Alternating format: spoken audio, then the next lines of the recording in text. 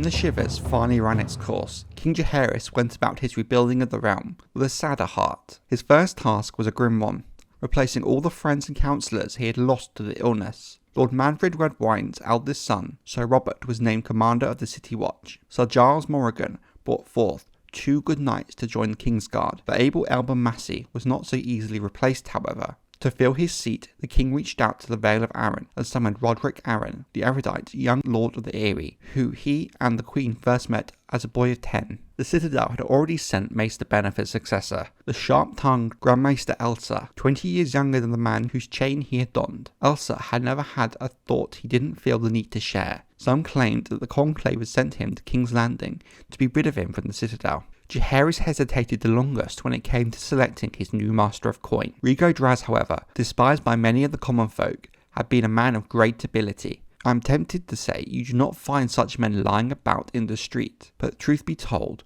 we are more likely to find one there than sitting in some castle, the king told his council. The Lord of Air had never married, but did have 3 bastard sons who learnt his business at his knee. Much as the king was tempted to reach out to one of them, he knew the realm would never accept another Pentoshi. It must be a lord, he concluded gloomily. Familiar names were branded about once again. Lannister, Velaryon, Hightower, houses built on gold as much as steel. They're all too proud, Jaehaerys said. It was Septon Barth who first proposed a different name. The Tyrells of Highgarden are descended from stewards, he reminded the king, but the reach is broader than the Westerlands, with a different sort of wealth. A young Martin Tyrell might prove a useful addition to this council. His wife, however, is a Fossaway. It is said that Lady Florence has been counting apples since she learned to walk. She has been keeping all the accounts at Highgarden since her marriage. It is said she has increased House Tyrell's income by 1/3. Should we appoint her husband, she would come to court as well. I do not doubt. Alysanne would like that, the king said. She enjoys the company of clever women. The queen had not been attending councils since the death of Princess Daenerys. Maybe perhaps Jaehaerys hoped that this would help bring her back to them again. Our good Septon has never led us wrong. Let us try the dolt with his clever wife, and hope that my little smallfolk do not beat his head in with a cobblestone this time.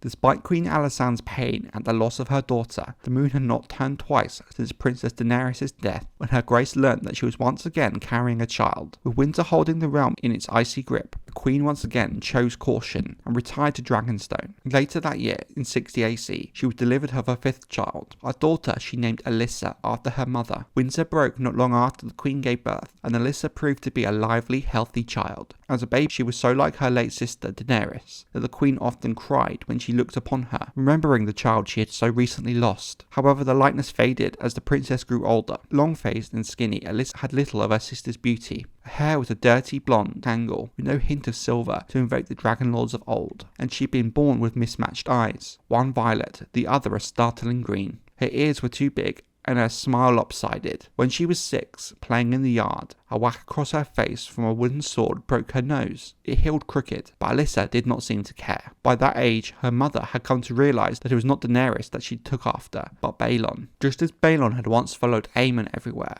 Alyssa trailed after Balon. Like a puppy, Balon complained. Balon was 2 years younger than Aemon, Alyssa nearly 4 years younger than him, and a girl, which made it far worse in Balon's eyes. The princess did not act like a girl, however. She wore boys' clothes when she could, shunned the company of other girls, preferred riding and climbing, and dueling with wooden swords and sewing, reading and singing. An old friend and an old adversary returned to King's Landing in 61 AC, when Lord Rogar Baratheon rode up from Storm's End to deliver 3 young girls to the court. 2 were the daughters of his brother, Ronald, who had died during the Shivers. The 3rd was Lady Jocelyn, his own daughter by Queen Alyssa, half-sister to the king and queen. The small frail babe who had come into the world during that terrible year of the stranger had grown into a tall young girl with large dark eyes and hair black as sin. Rogar Baratheon's own hair had gone grey, and the years had taken their toll on the king's old hand. His face was pale and lined, and he had grown so gaunt that his clothes hung loosely upon him, as if they had been cut for a much larger man. When he took a knee before the Iron Throne, he had trouble rising to his feet again,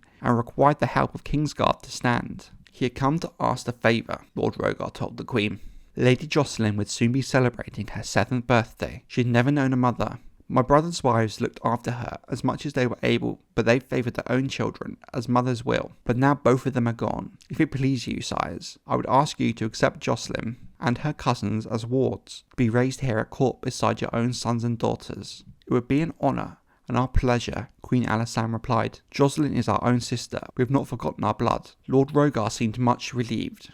"I would ask you to look after my son as well. Boromund will remain at Storm's End in the charge of my brother Garren. He's a good boy and a strong boy, and he will be a great lord in time, I do not doubt, but he is only 9. As your grace knows, my brother Boris left the Stormlands some years ago. He grew sour and angry after Boromund was born, and things went from bad to worse for us. Boris was in Myr for a time, and later in Volantis, doing God knows what, but now he has turned up in Westeros again, in the Red Mountains. The talk is that he has joined up with the Vulture King, and is raiding his own people. Garren is an able man and a little brother, but he was never a match for Boris. And Boromund, I fear for what may befall him, and the Stormlands when I am gone."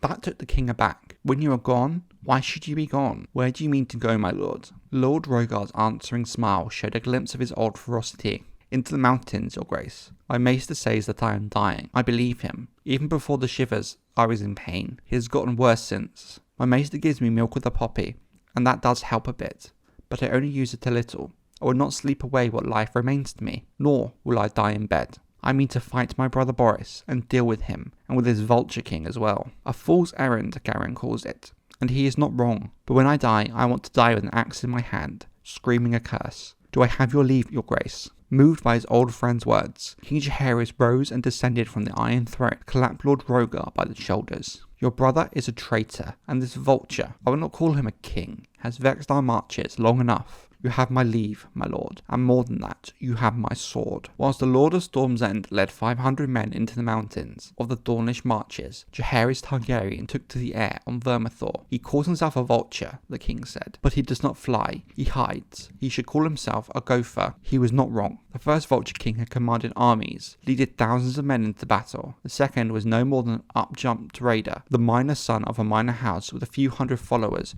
who shared his taste for robbery and rape. He knew the mountains well, and when pursued, he would simply disappear, to reappear at will. Men who came hunting him did so at their peril, but none of his tricks availed against a foe who could hunt him from above. Legends claim the Vulture King had an impregnable mountain castle hidden in the clouds. Jaehaerys found no secret lair, only a dozen small camps scattered here and there. One by one, Vermithor burned them all to ashes, leaving the Vulture nowhere to go. Lord Rogar's column, winding their way into the heights, was soon forced to abandon their horses and proceed on foot along goat tracks, up steep slopes, while hidden foes rolled stones down above their heads. Yet they still came, undaunted. As the Stormlanders proceeded from the east, Simon Dondarrion, Lord of Blackhaven, led a small host of Marcher knights into the mountains from the west to seal off escape from that side. Whilst the hunters crept towards one another, Jaehaerys watched them from the sky, moving them about, as once he had moved armies in the chamber of the painted table on Dragonstone. In the end, they found their foes. Boris Baratheon did not know the mountain's hidden ways as well as the Dornish did. He was the first to be cornered. Lord Rogar's men made short work of his forces, but as the brothers came face to face, King Jaehaerys descended from the skies.